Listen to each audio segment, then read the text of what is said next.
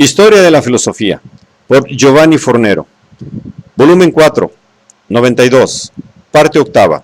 La filosofía contemporánea, tomo 1, capítulo 4. Filosofía y ciencias humanas. El estructuralismo, 956. Lacan, inconsciente y lenguaje. La tesis central del psicoanálisis de Lacan, sin duda la más conocida y la más característica de su obra, es aquella según la cual el inconsciente está estructurado como un lenguaje. El inconsciente es lenguaje. El secreto del inconsciente está en tener efecto de palabra, de ser estructura de lenguaje. El inconsciente está estructurado como un lenguaje. Y no se trata de una analogía. Quiero decir verdaderamente que su estructura es la del lenguaje. Pero si el inconsciente es palabra, él es habla, repite varias veces Lacan, y si en él se mueve un material según leyes que son las descubiertas por el estudio de las lenguas positivas, o sea, las lenguas que son o fueron efectivamente habladas, resulta evidente que el psicoanálisis, para desarrollar de un modo adecuado su propia tarea de hermenéutica de lo profundo, deberá remitirse a la lingüística, según la explícita tesis sostenida por Lacan en el Congreso de Roma de 1953. La lingüística aquí nos puede seguir de guía, puesto que este es su rol en el ápice de la antropología contemporánea, y no podremos permanecer indiferentes a ella. Aclarando el significado de su ortodoxo retorno a Freud, nuestro autor sostiene que su originalidad con respecto al fundador del psicoanálisis no consiste en su descubrimiento de la lingüisticidad del inconsciente, ya efectuada por el maestro, sino en la cuidadosa utilización de los estudios actuales de la lingüística estructural, según el camino ya recorrido por Levi-Strauss, por lo que se concierne a la antropología. Preferentemente iluminadoras a este propósito son las declaraciones efectuadas a Pietro Caruso. A cualquier nivel, cuando realiza un análisis del inconsciente, Freud hace siempre un análisis de tipo lingüístico. Antes de que la nueva lingüística naciera, Freud ya la había inventado. Usted me pregunta en qué me diferenció de Freud.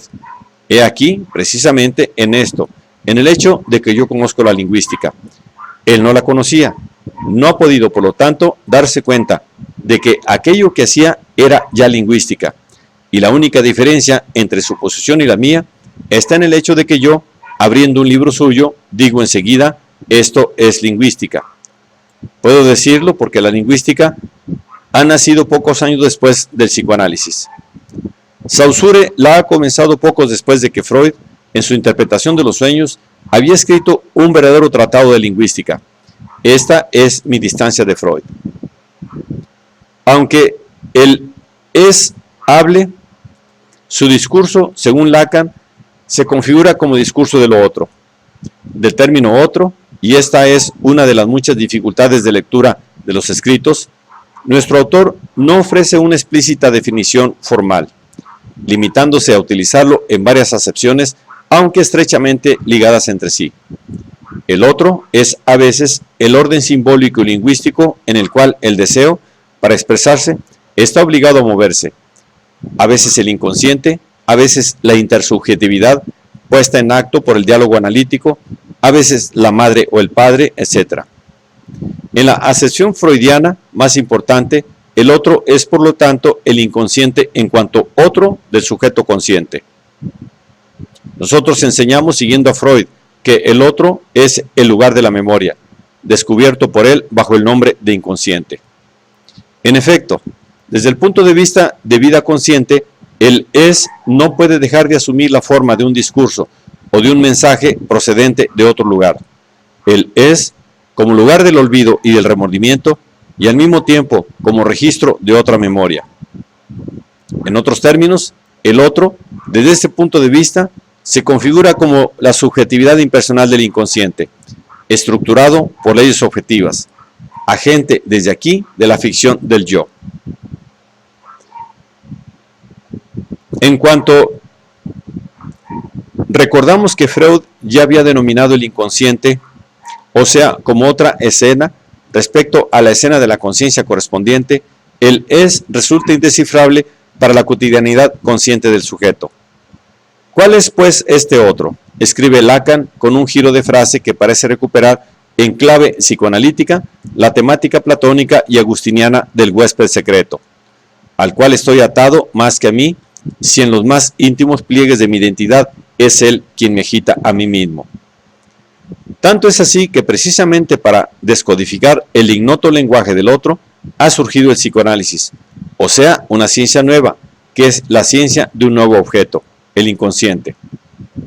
Ciencia de jeroglíficos psíquicos de la que Freud, según Lacan, representa el inmortal Champollion. En esta técnica de decodificación del es, que habla porque sufre, y cuanto más sufre más habla, el psicoanálisis es en efecto una auscultación programática de la vida psíquica profunda que brota del presupuesto, según el cual la única vía a la verdad del inconsciente es el lenguaje. Que el inconsciente se diga por sí mismo, tal es pues el proyecto lacaniano. Afirmando que la verdad solo puede decirse a medias y que no existe ningún metalenguaje, porque todos los llamados metalenguajes tienen necesidad de lenguaje para expresar alguna cosa, Lacan lo que pretende es repetir la tesis de la primacía del lenguaje y el hecho de que el inconsciente se manifiesta solo a través del lenguaje y como lenguaje, dando por sentado que el inconsciente es deseo que llega a ser lenguaje. Salta a un primer plano la necesidad ya mencionada de un psicoanálisis lingüístico debidamente equipado para penetrar en los laberintos del oscuro hablar del es, o sea, de una psicología que, emancipándose definitivamente de toda filosofía salida directamente del cogito, pueda proporcionar una descripción científica del sujeto aún más rigurosa que la de Freud. Y esto en virtud de una especie de estilística estructural del inconsciente, elaborada con los instrumentos actuales de la lingüística, de la logística y del cálculo combinatorio. Obviamente, la realización de tal proyecto presupone la certeza, vital para todo psicoanálisis y para el de Lacan en particular, de que el discurso del inconsciente se trasluzca de algún modo a partir de la trama y de las afecciones del discurso consciente, a través de las llamadas formaciones del inconsciente, salidas ingeniosas, lapsus, sueños. En efecto, desde el punto de vista de nuestro autor, el discurso humano se parece a aquellos manuscritos que tienen dos textos, uno de los cuales ha sido cancelado y recubierto por otro, de modo que el primero puede ser vislumbrado solo a través de los errores del segundo, o sea, a través de los agujeros de sentido del discurso consciente. De allí las conocidas caracterizaciones lacanianas del inconsciente. El inconsciente, a partir de Freud, es una cadena de significantes que desde alguna parte, sobre otra escena, escribe él, se repite e insiste en interferir en los cortes ofrecidos por el discurso efectivo y por la cogitación que informa. El inconsciente es aquella parte del discurso concreto en cuanto transindividual, que falta a la disposición del sujeto para restablecer la continuidad de su discurso consciente. El inconsciente es aquel capítulo de mi historia que está marcado por un blanco o ocupado por una mentira. Es el capítulo censurado. De allí las igualmente conocidas caracterizaciones lacanianas del síntoma. El síntoma aquí es el significante de un significado arrancado de la conciencia del sujeto. Símbolo escrito en la arena de la carne y sobre el velo de malla. Participa del lenguaje a través de la ambigüedad semántica que ya hemos puesto de relieve en su constitución. El síntoma se resuelve por entero en un análisis del lenguaje, puesto que él mismo está estructurado como un lenguaje. Es lenguaje cuya palabra debe ser liberada. Tanto es así que la locura es la libertad negativa de una palabra que ha renunciado a hacerse conocer. En consecuencia, si bien la verdad del es se esconde bajo miles de formas y parecidos, ella, gracias al psicoanálisis, puede ser sacada a la luz. La verdad se puede encontrar, casi siempre está ya inscrita en otros sitios. Esto es, en los movimientos. Y este es mi cuerpo, es decir, el núcleo histérico de la neurosis, en el cual el síntoma histérico muestra la estructura de un lenguaje y se descifra como una inscripción que, una vez tomada, puede ser destruida sin grave pérdida. En los documentos de archivo también. Y son los recuerdos de mi infancia, impenetrables al igual que ellos cuando no conozco su procedencia. En la evolución semántica, y esto responde al stock y a las acepciones del vocabulario que me es conocido, así como a mi estilo y a mi carácter en las tradiciones y desde luego en las fábulas que de forma heroicizada vinculan mi historia. En la huella, en fin, que de esa historia conservan inevitablemente las distorsiones hechas necesarias por la unión del capítulo adulterado con los capítulos que lo encarnan y de las que mi exégesis establecerá el sentido. En su intención de descifrar la retórica del inconsciente, Lacan, remitiéndose a Jacobson, asocia los mecanismos del inconsciente ilustrados por Freud a los procedimientos retóricos de la metáfora y de la metonimia.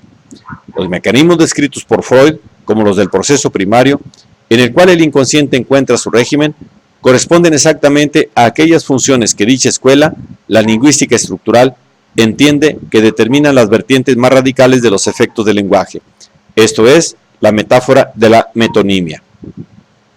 En particular, nuestro autor aproxima la metáfora, figura retórica con la cual se indica un objeto con el nombre de otro objeto, que tiene con el primero relaciones de semejanza, a la condensación, proceso psíquico a través del cual distintas ideas o imágenes son expresadas por una sola palabra o imagen. Y la metonimia, figura retórica que consiste en nombrar una cosa o una persona en lugar de con su nombre propio, con el nombre de otra cosa o persona que tenga con ella una relación de dependencia o de continuidad. El desplazamiento, proceso psíquico a través del cual se produce la sustitución de una idea o de una imagen por otra en la cual la primera está conectada asociativamente. Como podremos constatar, los conceptos de metáfora y de metonimia resultan fundamentales para comprender los avatares del deseo y de la demanda.